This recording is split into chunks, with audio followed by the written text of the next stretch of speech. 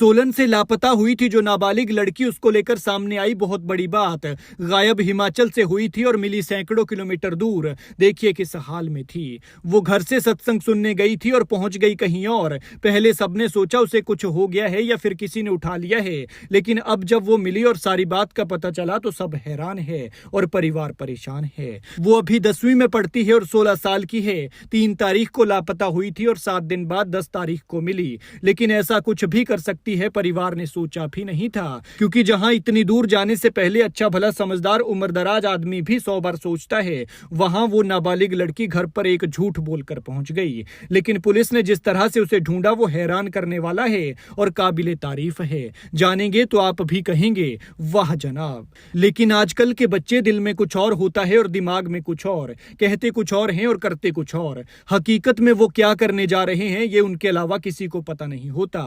फिर कुछ ऐसा कर देते हैं कि दिमाग हिल जाता है और परिवार परेशानी में पड़ जाता है। गलत करने पर डांटा जाए तो गलत कदम उठा देते हैं, या यूं कह लीजिए कि बच्चे सिर पर इस कदर चढ़ जाते हैं कि कुछ बोल भी नहीं सकते, और बोला तो माँ बाप ही बुरे। इन माँ बाप ने भला कहां सोचा था कि उनकी बेटी सत्संग के बहाने इतना बड़ा कदम उठा लेगी। एक छोटा सा झूठ बोलकर वो उनको परेशानी में डाल देगी और फिर 7 दिन तक उन्हें सूली पर टंगा कर रखेगी। हर जगह तलाश कर परिवार वालों को जब वो नहीं मिली तो 3 फरवरी को उन्होंने इसकी शिकायत पुलिस थाना को दी। बेटी को तलाशते हुए इतने दिन से वो परिवार एक टांग के सहारे था। ढूंढने के लिए कोई कोना नहीं छोड़ा, भूख प्यास सब कुछ भुलाकर हर जगह देखा, लेकिन जब वो नहीं मिली तो सोलन थाना में इसकी शिकायत दर्ज कराई गई थी। जानकारी के मुताबिक 3 फरवरी को शिकायतकर्ता ने महिला पुलिस थाना सोलन में रिपोर्ट दर्ज करवाई थी कि उनकी 16 साल की बेटी 10वीं क्लास में पढ़ रही है। परिजनों ने बताया कि बेटी घर से ये कहकर गई है कि वो सत्संग में जा रही है, लेकिन काफी देर तक वो नहीं लौटी तो उसकी तलाश शुरू की, लेकिन वो तब भी नहीं मिली। परिजनों ने उसका हर जगह पता किया, रिश्तेदारों को फोन लगाया और उसके दोस्तों से पता किया, लेकिन उसका कुछ पता नहीं चला।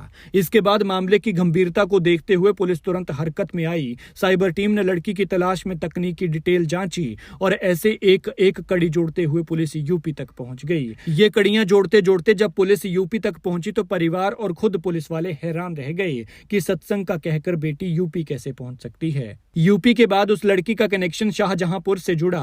पुलिस वहां पहुंची तो लड़की को देखकर हैरान रह गई। कार्रवाई करते हुए पुलिस ने 10 फरवरी को इस लड़की को शाहजहांपुर से बरामद किया है। यहां लड़की अपने एक दोस्त के पास थी। उधर जैसे ही परिवार को इसका पता चला तो उनकी जान में जान आई। लेकिन पुलिस ने जिस तरह से इस लड़की को बिल्कुल सुरक्षित बरामद किया है वो सबसे बड़ी राहत की बात है। पुलिस के मुताबिक जांच में यह सामने आया है कि लड़की सत्संग के बहाने घर से बाहर गई थी और बिना किसी को बताए अपनी एक मित्र के पास शाहजहांपुर चली गई थी। हालांकि उसने ऐसा क्यों किया यह अभी तक पता नहीं चल पाया है। ये जानकारी पूछताछ के बाद ही सामने आएगी। लेकिन दात देनी होगी जनता के रखवाले इन पुलिस वालों की कि जिन्होंने बिना वक्त गंवाए मामले को गंभीरता से लिया और कार्रवाई करते हुए लड़की को सुरक्षित बरामद कर लिया। खैर, इस मामले पर आप क्या कहते हैं कमेंट में अपनी राय जरूर दें।